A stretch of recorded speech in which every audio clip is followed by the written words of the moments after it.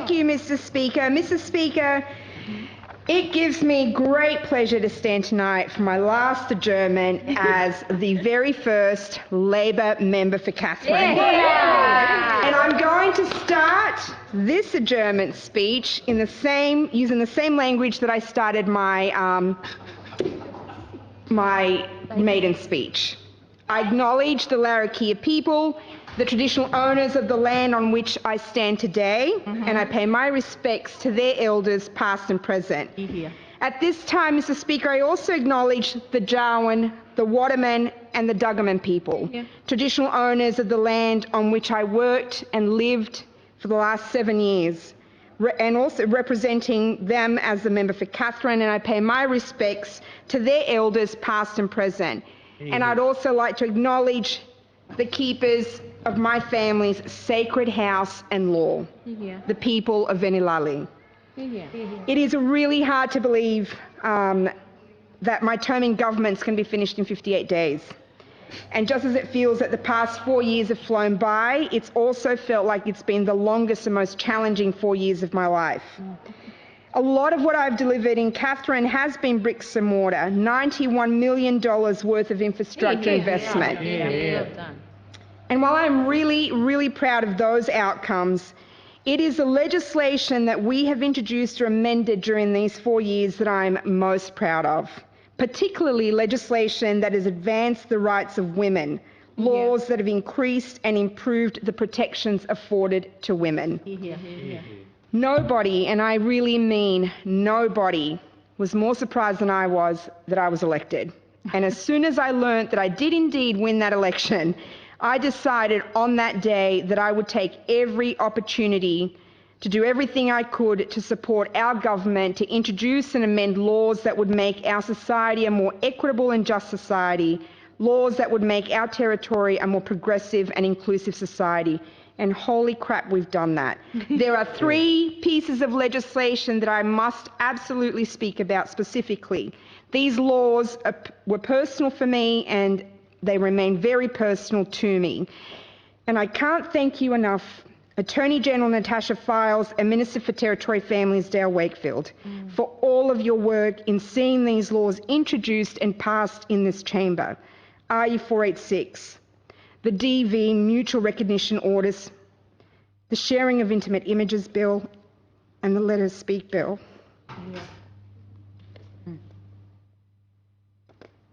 One day I will share my personal story, but not today.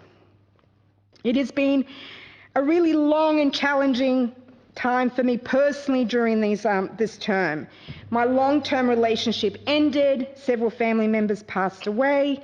I've had some significant health issues which have required surgery, and I'm not going to lie to you guys, my emotional and mental health has taken an absolute beating. Living in Katherine on my own without my immediate family close by, there were a couple of times when I truly did struggle to get up and leave the house. One of the most enjoyable and rewarding duties of my role has been the engagement and interaction with school children of Katherine. The visits to the schools to talk to the kids or attend a school concert or present an award at a school assembly was quite often the panacea I needed to get through the most difficult times. I love my job, love this job. It is community service work on an absolute grand scale with a very fancy title. But the bottom line is it's community service work, which I enjoy immensely, I thrive in. And in saying that, I have found, though, that this has been the most isolating and loneliest jobs I have ever had, particularly in Katherine as a very public and very engaged Labor member. I acknowledge and thank the residents of Katherine that have been supportive. There are far too many for me to name tonight, but I have personally expressed my gratitude to each of them individually during the past few weeks. I'd like to take the opportunity, though, to place on record, I know that you went out on a limb in publicly showing your support, and to say thank you to you just seems so inadequate. But I do thank you, not just for me, but for the Katherine residents that need that public show of support and need your voice. To my political friends and colleagues throughout the world, in particular to the following members that I have met through work and who have since become incredibly dear friends who share my passion for social justice and socialist values. And they're watching tonight. To the members of the Jersey Reform Party, the Cook Island Democrat Party, the UK Labour Party, particularly the UK left, the New Zealand Labour Party, particularly the New Zealand left, members of the Independent and Free Bougainville, members of the British Virgin Islands Democrat Party, and members of the Seychelles National Party. It has been an absolute pleasure and honour and privilege to have met and worked with you all. It gives me great hope knowing that there remains many of us united in the fight to ensure that progressive politics and values continue to be a force to be reckoned with globally. I want to take just a moment as well to say thank you for the support and guidance and mentorship of my incredibly dear friends and valued friends of the US Democrat Party and in particular the American Civil Liberties Union. You inspire me every day. I thank my friends and fellow members of the Australian Civil Liberties Union. Your support, advice and guidance has been an instrumental part of my time in Parliament, particularly during my work as member of the Social Policy Scrutiny Committee and the Legislation Scrutiny Committee. Thank you so much for keeping me grounded. Thank you to the staff of the Legislative Assembly. My thanks to the members of the security team for always greeting me with cheer. Yeah. To the amazing Hansard team, thank you for deciphering my mumbling. To the two young women that I've become very fond of, Brooke and Jana that work at Speaker's Cafe.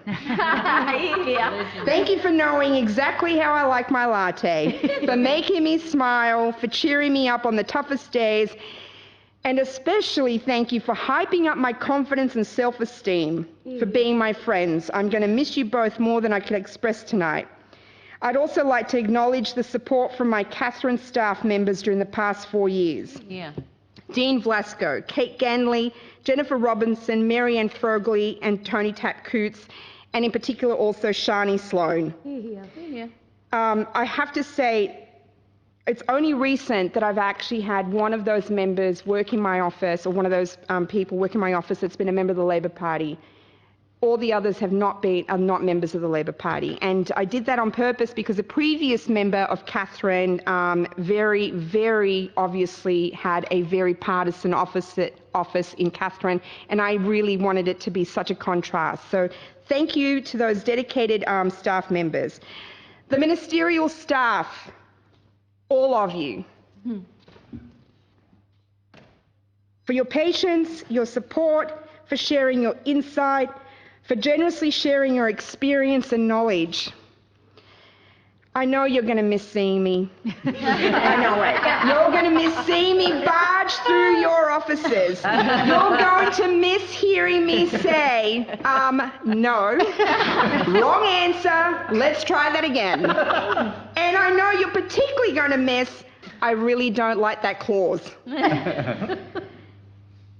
There are some people that I want to especially acknowledge. Ryan Neves. I remember distinctly a conversation I had with Ryan when we were starting to campaign, and Ryan drew a scary face and a magic number, and guess what we did? We got that magic number. There are 3 people, though, I'd especially like to acknowledge tonight. I met them through work, and I'm now very, very fortunate to call them friends. Kerry Gardner. Kerry Gardner, who likes to say to me every chance he has, you are the right kind of crazy for Katherine. Peter Wellings and Charlie Phillips. My dear heart, Charlie Phillips. Thank you for your support, for your advice, professionally and personally, for your guidance, for your patience, for sharing your valuable political knowledge, for your honesty, and thank you from my heart to yours for your friendship, who I value. I am incredibly humbled by your friendship. And to Dave Krantz, otherwise known as Mac Magnet.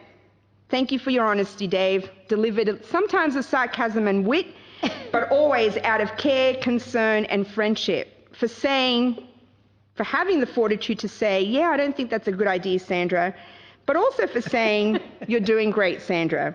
For the countless coffees, for the countless ciggies by the tree, for the laughter, and for not judging me on my lack of knowledge and interest in anything to do with fishing or AFL, even though you tried your very best to educate me. Mr. Speaker, I have a really large extended family that is scattered all over Australia and all over the world. My journey has also been their journey. They have all stayed by my side during this journey. From Portugal, Philadelphia, Timor, France, the UK, Ireland, Victoria, New South Wales, Western Australia, and the ACT. They have been with me every single step of the way. Thank you so much for your support. Yeah. To my Labor colleagues in this chamber and to the Katherine Branch members, what a bloody ride this has been. I won't ever forget the night of the last polling day in 2016. Right after the polls closed, we, my family, volunteers and friends had gathered at my house for a barbecue, drinks, and to listen to the results being broadcast over the radio and on TV.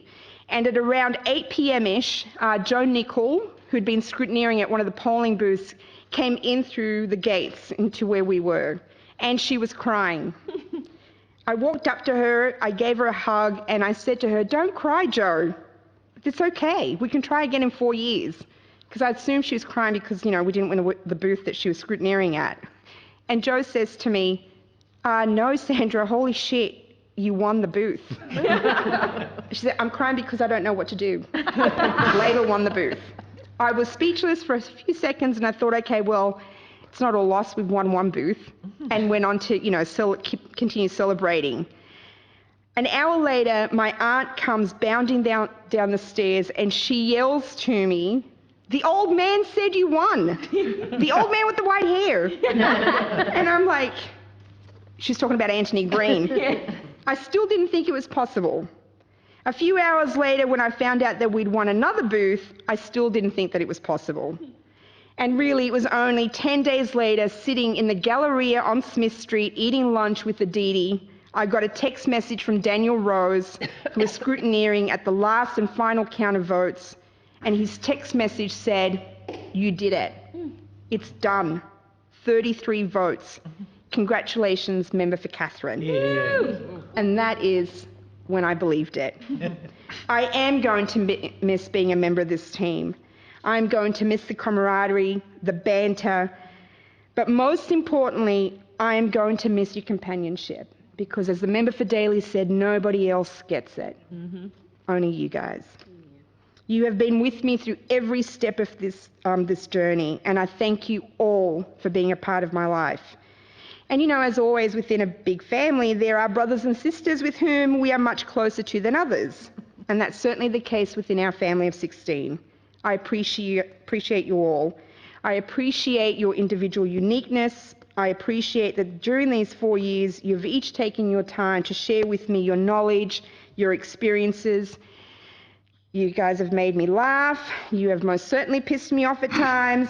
We have definitely cried together during some difficult personal times.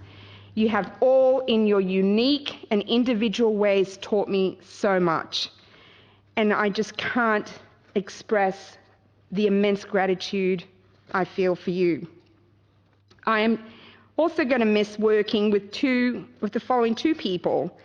It's absolutely no secret that I don't like conservative politics at all. But it's also no secret that despite political differences, as you said, member for Barkly, I've truly enjoyed working with people that I learn from. And these particular two people I have enjoyed working with, member for Spillett and member for Daly, on the committees that we were colleagues on. And I do thank them for taking their time as well, for providing their insight. What's the old saying? You've got to know your enemies. They've done that. I have a really, truly, as I said, a very large extended family. And again, I've got to say thank you to all of you guys. Some of them have stayed awake, especially in Europe and the United States, to listen to this. Mr. Speaker, for the very last time as a Member of Parliament as well, I would like to place on record once again my love and profound gratitude for my mother, Rosa Carrascaleo, and my son, Patrick Nelson. Patrick William Francis Nelson. Without their unwavering support, their encouragement and unconditional love, I'm not sure that I would have lasted as long as I did. And because, of the travel restrictions, because of coronavirus, I haven't seen Patrick since January. He's had a bit of a tough time during the past few months, and it's been incredibly difficult for me, especially being away from him. And, although he is 19 years old now, he is my boy. He is my only living child. We have gone through so much, he and I. From the moment he was born, he has been my constant companion, my North Star, my social and moral compass. He has become a compassionate, caring, tolerant young man with a very firm footing in social justice, which, needless to say, makes me so that much more prouder of him. And I'm really looking forward to seeing him very soon. There is quite a bit that I'm going to miss about Katherine, particularly the friends that I've made there. But I am looking forward to a new chapter, to rejoining my son in my son in Perth, to going back to a normal life. I really am looking forward to being just another face in the crowd. Despite what some people believe, this job, my time as an elected Member of Parliament has never been about the money or gaining a media profile or limelight. It has always been about serving my community and doing everything I can to making our society a more inclusive, equitable and safe society. Some people think that the only way to drive change is in Parliament, and I am proof that that's not the case. We can all make an impact, a positive impact, every single day. For most of my life, I've worked tirelessly to drive change, all the while working outside as an active member of society. I can tell you one thing that is certain. I will use the experience and skills that I've gained during these last 4 years to continue doing that in whatever capacity I can as an active member of my community. I don't have a job to go to. And just like many thousands in Australia right now, the future for me is not as certain as I would like it to be. But what is certain is I leave this place just as committed to social justice and just as committed to lobbying and advocating for and on behalf of women, asylum seekers and refugees.